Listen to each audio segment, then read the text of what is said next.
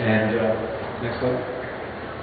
There's many different types of public art and uses of public space. This is probably the world's most famous piece, maybe next to the Statue of Liberty.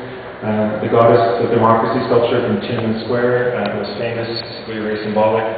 But I think what it speaks to me is the fact that this maybe second most famous piece of public art actually only lasted for about 4 days in public before it was destroyed. And so I think I'm reminded of a quote from Rosalind Deutsch, who writes, "The extension of public spaces requires a proliferation of social movements organized around irreducibly different political identities, a heterogeneity ungovernable by a predetermined norm." I think that's really the challenge for culture workers and for policy makers to figure out how can we ensure access, and that access is unpredictable, and that access is not of one mass. And interesting conundrum now, I think, is the whole notion of crowdsourced culture and mashups, and you see more and more of that in Vancouver.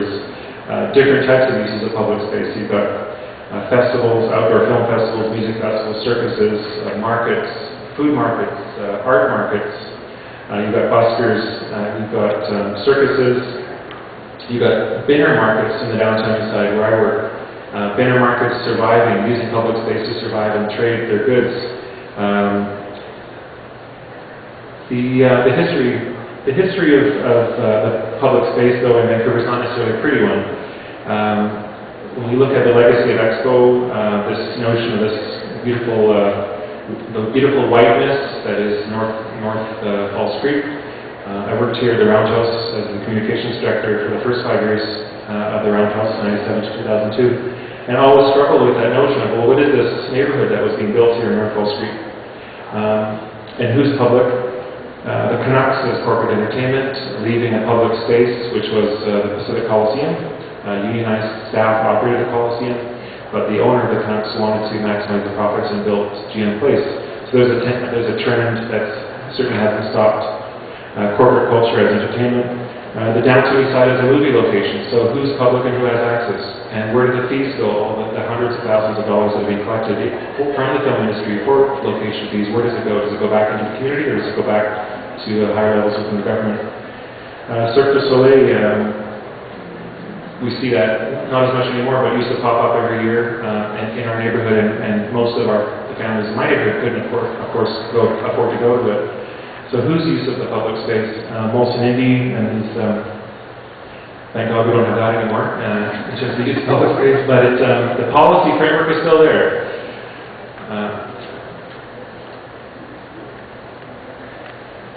The Insight concert that took place recently, that was stopped by the Vancouver Police Department because of the lack of proper permitting. Deer put up a sign some years ago on the top of the Telly building, is being homeless a crime? So again, illegal use of public space. So there's many different opportunities as cultural workers to kind of challenge the regulatory framework. And as I mentioned, it's just going to get more and more complicated as crowdsourced culture gets more and more popular. Here's a Liverpool station in England. It's a silent festival where everyone comes and shows up with their iPods or their sound devices, puts on their headphones and silently dances. And so there's thousands of people in the same space, sharing the same room, doing their own thing. And it's a beautiful intervention in the public space that is wildly popular, and another great example of what can happen when people plan pillow fights in public spaces or mass kiss-ins, all kinds of different ways of using public space. This is a project I'm working on in terms of Gregory Enriquez. Gregory Enriquez designed this public square that will be opening in September 2009 at Woodward's. 3,000 people fit on the exterior space and 800 people fit in the interior. So really an incredible challenge to figure out what policies do we have to make so that this privately held land, which is owned by West Bank and the city and the retail environment and the public users and the BIAs and all these stakeholders, how can we negotiate this policy framework so that we have in 30 years access to these public spaces? So there's issues of security and access and safety, infrastructure, fiber optic cabling, insurance, bathrooms. So there's a myriad of infrastructure requirements that we have to think about to ensure that the public actually has an opportunity to celebrate festivals and music and each other in these public spaces. Thanks very much.